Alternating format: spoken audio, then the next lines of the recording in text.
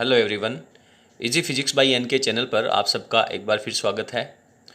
12th class के syllabus का chapter number 1 से लेकर के 7 तक का जो प्रत्येक टॉपिक है उनको अपन क्रमानुसार अच्छे तरीके से पढ़ चुके हैं और 7वां चैप्टर है उसके अपन अंतिम पड़ाव की तरफ हैं।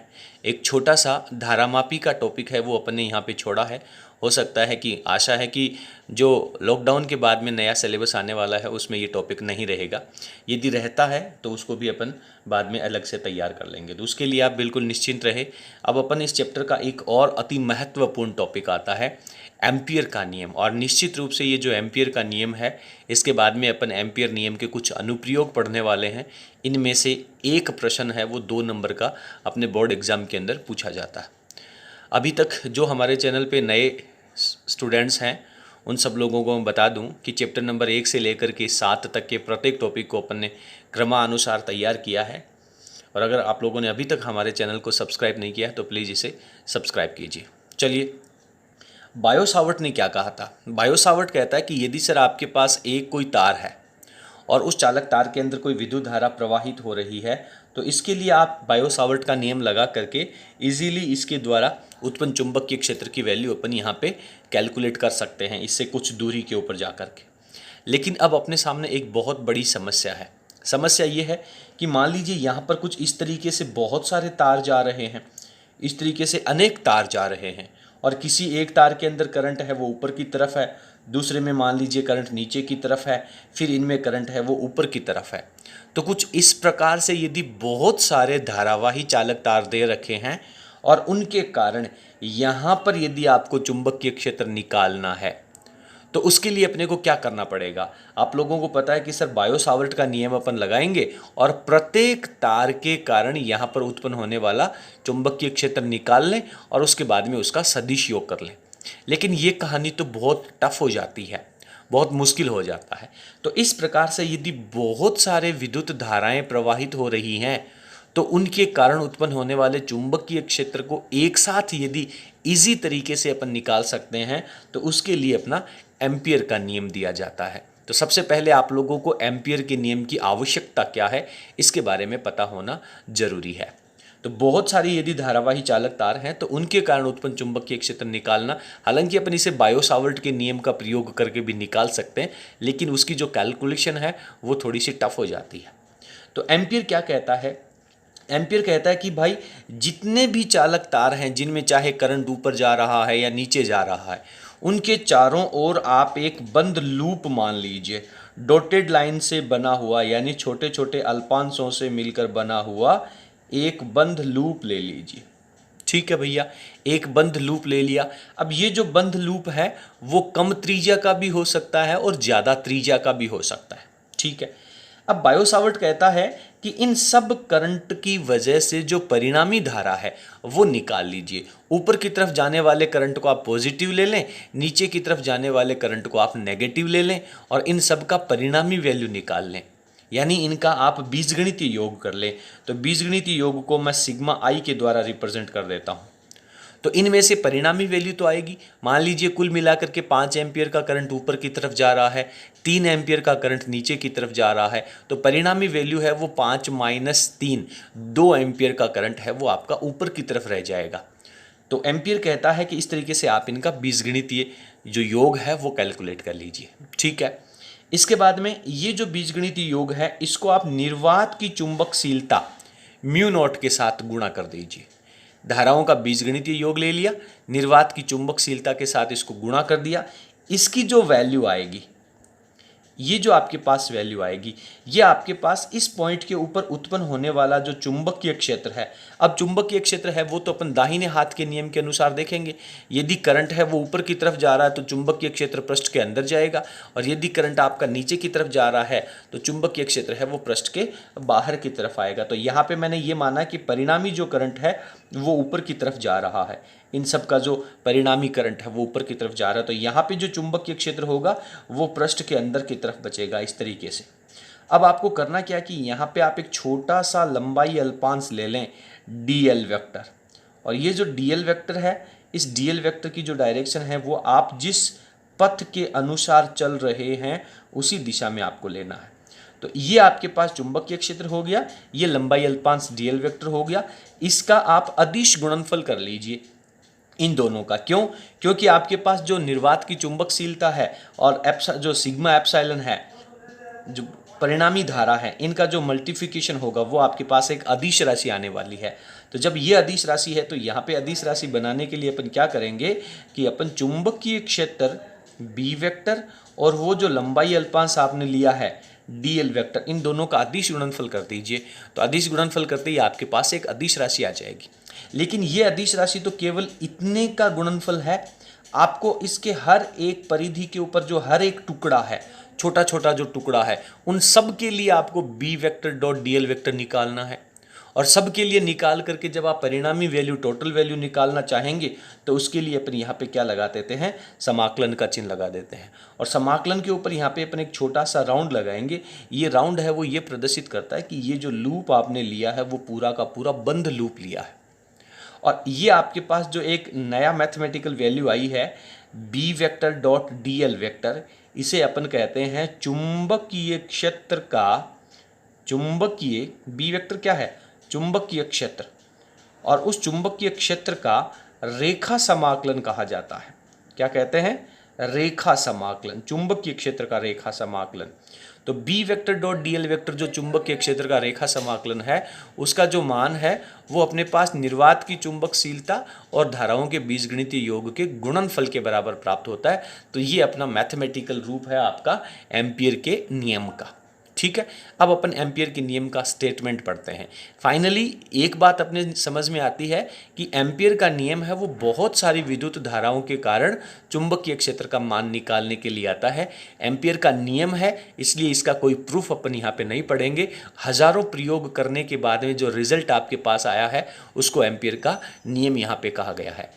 तो अब मैं इसका स्टेटमेंट और इसका जो मैथमेटिकल फॉर्मेट हालांकि आप यहाँ पे देख चुके हैं, इसी को मैं यहाँ पे आप लोगों के पास दोबारा लिख करके बता देता हूँ। देखिए एम्पियर का नियम क्या कहता है, ये आपके पास वो एक बंद पृष्ठ है, बंद लूप है, और उसके अंदर ये बहुत सारी विद्युत धाराएं जा रही हैं।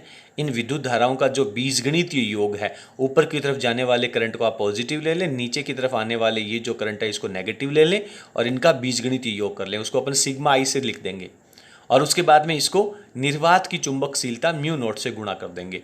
तो इन दोनों का जो गुणनफल है वो आपके पास किसके बराबर आता है, उत्पन्न होने वाले चुंबकीय क्षेत्र और लंबाई अल्पांश डीएल वेक्टर के अदिश गुणनफल के बराबर। और ये अदिश गुणनफल केवल एक टुकड़े का नहीं लेना है, ये इसके हर एक टुकड़े के कारण लेकर के उसका योग करना है। तो इसको अपन लिखेंगे चुंबकीय क्षेत्र का रेखा समाकलन b vector dot dl vector, यानी चुंबकीय क्षेत्र का जो रेखा समाकलन है वो इसके बराबर आएगा।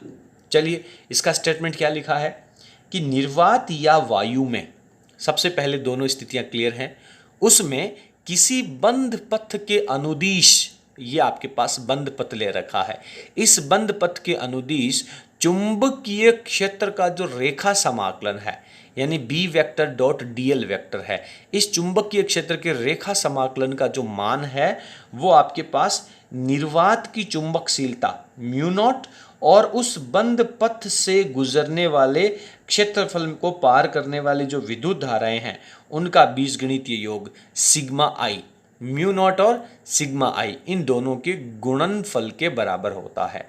तो इसका मैथमेटिकल गणितीय रूप है। कई बार परीक्षा में 1 नंबर का प्रश्न सीधा कहता है कि एम्पियर के नियम का गणितीय रूप लिखिए, सिंपल मैथमेटिकल रूप आपको लिखना है। तो दैट टाइम ये सब कहानी लिखने की आवश्यकता आपको नहीं है यदि गणितीय रूप पूछता है तो।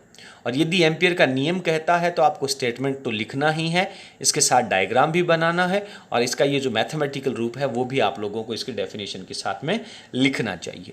तो चुंबकीय क्षेत्र का जो रेखा समाकलन है वो ठीक गाउस के नियम की तरह ही है, बंद पथ के लिए लागू होगा और चुंबकीय क्षेत्र का रेखा समाकलन है वो म्यू नॉट और सिग्मा आई के गुणनफल के बराबर होने वाला है। तो एम्पियर का नियम है ये बहुत उपयोगी होने वाला है। अब अपन एम्पियर के नियम का अनुप्रयोग पढ़ेंगे और अनुप्रयोग के द्वारा विभिन्न स्थितियों के कारण, विभिन्न धारावाही स्थितियों के कारण उत्पन्न होने वाला परिणामी चुंबकीय क्षेत्र है वो अपन कैलकुलेट करेंगे। बायो सावर्ट नियम के अनुप्रयोगों की तरह ही इसका अपन दोबारा उपयोग करने वाले हैं। चलिए नेक्स्ट टॉपिक में चलते हैं। अब अपन एम्पियर के नियम का एक महत्वपूर्ण अनुप्रयोग, हालांकि इस टॉपिक को अपन बायो सावर्ट के नियम के अनुप्रयोग में भी पढ़ चुके हैं, लेकिन अब अपन इसको एम्पियर के नियम के द्वारा सॉल्व करते हैं और देखते हैं कि दोनों के जो फॉर्मूला है, दोनों के जो रिजल्ट हैं वो मैच करते हैं कि नहीं। टॉपिक है अपना कि अनंत लंबाई का एक सीधा धारावाही चालक तार है, उसके कारण अपने को चुंबकीय क्षेत्र निकालना है। इसे अपन ने बायो सावर्ट नियम में भी पढ़ा है। अब आप लोगों को प्रॉब्लम ये हो रही होगी कि सर मान लीजिए ये टॉपिक आ जाए तो हम इसको कौन से नियम के द्वारा सॉल्व करेंगे। तो जब तक क्वेश्चन के अंदर नहीं कहा जाए कि इसे बायो सावर्ट नियम के द्वारा सॉल्व कीजिए या फिर एम्पियर के नियम के द्वारा सॉल्व कीजिए, या फिर इस क्वेश्चन का जो पहला पार्ट है, मान लीजिए दो पार्ट का ए और बी का कोई क्वेश्चन आ जाता है, ए पॉइंट में पूछता है कि बायो सावर्ट का नियम लिखिए और बी पॉइंट में पूछता है कि अनंत लंबाई के तार के कारण चुंबकीय क्षेत्र निकालिए, तब आपको दोनों बायो सावर्ट नियम से करने हैं। और यदि ए पॉइंट है वो कहता है कि एम्पियर का नियम लिखिए और बी पॉइंट कहता है कि अनंत लंबाई के तार के कारण चुंबकीय क्षेत्र निकालिए, तो उस स्थिति में वो आपको एम्पियर के नियम के द्वारा सॉल्व करना है। तो ये बात अपनी क्लियर हो जाती है। ठीक है, इसका रिजल्ट आप लोगों को याद है क्या? अनंत लंबाई के तार के कारण डी दूरी पर या फिर आर दूरी के ऊपर उत्पन्न चुंबकीय क्षेत्र कितना होता है? सर इसका रिजल्ट होगा μ0I/2πr। ठीक है, बिल्कुल ठीक है, सही है। चलिए, ये अपने पास एक अनंत लंबाई का चालक तार है जिसमें विद्युत धारा I बह रही है और इसके बिंदु O से लंबवत दूरी R के ऊपर यहाँ मुझे चुंबकीय क्षेत्र निकालना है, और वो भी कौन से नियम से? एम्पियर के नियम से। तो एम्पियर का नियम किसके लिए लागू होता है? सर बंद पथों के लिए लागू होता है। तो R दूरी पर आपको चुंबकीय क्षेत्र निकालना है, तो R त्रिज्या का एक वृत्ताकार बंद पथ बना लीजिए। ठीक है, और इस बंद पथ के ऊपर अब अपन दाहिने हाथ के नियम का अनुप्रयोग करेंगे। तो करंट की डायरेक्शन ऊपर की तरफ है, तो ये जो P पॉइंट है इसके ऊपर चुंबकीय क्षेत्र की दिशा किस तरफ होगी? तो ये आपके पास चुंबकीय क्षेत्र की दिशा हो जाएगी अंदर की तरफ। और यदि इस P पॉइंट के ऊपर मैं एक छोटा सा लंबाई अल्पांश dl लेता हूँ, तो dl की डायरेक्शन क्या होगी? स्पर्श रेखा की दिशा में, और वही दिशा किसकी है? चुंबकीय क्षेत्र की दिशा में। यानी ये करंट की डायरेक्शन है, यही तो आपके पास चुंबकीय क्षेत्र की दिशा है, और एक छोटे से अल्पांश के ऊपर स्पर्श रेखा की जो दिशा है वही आपके पास dl लंबाई अल्पांश की डायरेक्शन हो जाएगी। तो इन दोनों के बीच का कोण कितना हो गया? थीटा बराबर 0 डिग्री हो जाएगा। ठीक है, तो अब अपन पहले लिखते हैं दिया गया क्या है, कौन कौन सी बातें अपने को कैलकुलेट करनी है। तो यहाँ पे अपन ने लिखा है कि माना अनंत लंबाई के एक सीधे धारावाही चालक तार में कितनी I धारा प्रवाहित हो रही है। ठीक है, फिर तार से लंबवत दूरी R दूरी के ऊपर चुंबकीय क्षेत्र का मान ज्ञात करना है, और लंबवत दूरी R पर चुंबकीय क्षेत्र ज्ञात करने के लिए कौन से नियम से? एम्पियर के नियम से। तो क्या करना चाहिए? लंबवत दूरी R पर चुंबकीय क्षेत्र ज्ञात करने के लिए बिंदु O को केंद्र मानकर R त्रिज्या का एक वृत्ताकार बंद पथ की कल्पना करते हैं। ठीक है, जैसे बंद पथ आ गया, एम्पियर का नियम आप पहले से जानते हैं, तो अब आप डायरेक्ट एम्पियर का नियम लगा दीजिए। तो एम्पियर का नियम क्या कहता है कि sir b vector dot dl vector, इसका जो समाकलन होगा वो आपके पास μ0 इंटू सिग्मा I के बराबर आ जाएगा। ठीक है, अब इंटीग्रेशन हो गया, b हो गया, dl हो गया, और अदिश गुणनफल डॉट हटेगा तो cos थीटा आ जाएगा, μ0 सिग्मा I रह जाएगा। ठीक है, अब चूंकि ये जो b वेक्टर है और dl वेक्टर है ये दोनों एक दूसरे के समांतर हैं, यानी एक ही दिशा में है। दोनों की डायरेक्शन क्या है? एक ही दिशा में है, और एक ही दिशा में होने के कारण थीटा का जो मान है वो आपका कितना हो जाएगा? 0 डिग्री हो जाएगा। और कोस जब 0 डिग्री हो जाता है तो कोस 0 डिग्री की वैल्यू आपके पास 1 आती है। तो अब आपके पास वैल्यू आ जाएगी बी dl बराबर μ0, और सिग्मा I की वैल्यू कितनी है? सिग्मा I का मतलब है कि इस बंद लूप में से जाने वाला टोटल करंट, और टोटल करंट कितना है? I है। तो सिग्मा I की जगह क्या लिख सकते हैं? सर I लिख सकते हैं। तो μ0 आपके पास I हो जाता है। ठीक है, अब मैं इसको नेक्स्ट पेज के ऊपर लेके चलता हूँ। जब मैं इसे नेक्स्ट पेज के ऊपर लेके चलूंगा तो इसमें से जो B है वो तो इससे लंबवत दूरी R हर एक पॉइंट के ऊपर क्या है? बराबर ही तो है। त्रिज्या वृत्त की क्या होती है, बराबर होती है। तो हर एक पॉइंट के ऊपर जो चुंबकीय क्षेत्र की तीव्रता है, हर एक दूरी के ऊपर, इस अल्पांश के ऊपर चुंबकीय क्षेत्र की तीव्रता का मान तो समान रहेगा, दिशा अलग अलग हो जाएगी। तो यहाँ पे अपने को केवल इसका मान ही लिखना है, दिशा की अपने को यहाँ पर चर्चा नहीं करनी है। तो b है वो आपके पास कांस्टेंट राशि हो जाएगी, और b कांस्टेंट राशि होकर के कहाँ निकल जाएगी, बाहर की तरफ निकल जाएगी। तो यहीं पर मैं इसको सॉल्व कर लेता हूँ, आप इसको नीचे की लाइन में लिखेंगे तो बेहतर रहेगा, अच्छा लगेगा। ठीक है, तो इसको मैं लिखता हूँ कि b मेरे पास आ गया बाहर, इंटीग्रेशन हो गया मेरे पास dl, और बराबर में वैल्यू चल रही है मेरे पास म्यू नॉट आई। अब आप जानते हैं क्या कि b को तो b रख लिया, और dl क्या है, ये जो छोटे छोटे लंबाई अल्पांश आ रहे हैं इन सब की टोटल लंबाई, और इन सब की टोटल लंबाई क्या आएगी, इस वृत्त की परिधि के बराबर। तो जब dl का आप समाकलन करेंगे, हालांकि dl का समाकलन l होता है, लेकिन l क्या है, इस पूरे वृत्त की परिधि है। तो इसकी वैल्यू कितनी आ जाएगी आपके पास, इसकी वैल्यू आ जाएगी 2 पाई r, बराबर में क्या चल रहा है आपके पास, बराबर में चल रहा म्यू नॉट आई। अब आप 2 पाई r को दूसरी तरफ भेज दीजिए। तो जैसे ही आप 2 पाई r को दूसरी तरफ भेजेंगे, आपके पास b की वैल्यू क्या रह जाएगी, b बराबर रह जाएगा mu not I upon, mu not I upon कितना रह जाएगा, 2 पाई r। ये आपके पास वही रिजल्ट आ रहा है जो अनंत लंबाई के चालक तार के कारण टोटल चुंबकीय क्षेत्र आया था, वो भी बायो सावर्ट के नियम के अनुसार। तो यदि मैं यहाँ पे रिजल्ट लिखना चाहूँ कि b का जो मान है वो विद्युत धारा के तो समानुपाती होता है, और b का जो मान है वो इससे लंबवत दूरी जो आप ले रहे हो उसके व्युत्क्रमानुपाती आता है। तो कुछ इस तरीके से अपने को लिखना चाहिए।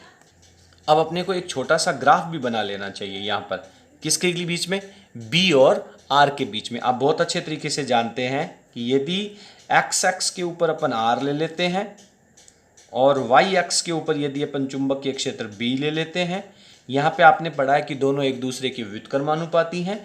तो व्युत्क्रमानुपाती का जो ग्राफ है वो कुछ इस तरीके से ढलान का आता है। ठीक है, तो ये बात आप लोगों को ध्यान रखनी चाहिए। तो इस तरीके से अपने पास एम्पियर का नियम अपन ने पढ़ा है, फिर एम्पियर के नियम का एक छोटा सा और बेहद महत्वपूर्ण अनुप्रयोग अपन ने किया है। इसके बाद में एक दूसरा और अनुप्रयोग आएगा, अब की बार लंबा बेलनाकार तार आएगा। ठीक है, हालांकि ये जो तार है इसकी मोटाई बहुत कम थी, अब की बार अपन जो लिखेंगे उस बेलनाकार तार की मोटाई है वो ज़्यादा रहेगी। तो उस स्थिति में एम्पियर का नियम है वो अपन किस तरीके से लगाते हैं और क्या क्या रिजल्ट अपने सामने आते हैं, इसको पढ़ेंगे अपन नेक्स्ट वीडियो में। चलिए, यदि आप लोगों को हमारा टॉपिक, हमारा मेथड पसंद आया हो तो प्लीज़ आप इसे लाइक ज़रूर कीजिए और अपने फ्रेंड्स के साथ शेयर करना ना भूलें। बहुत बहुत धन्यवाद, थैंक यू।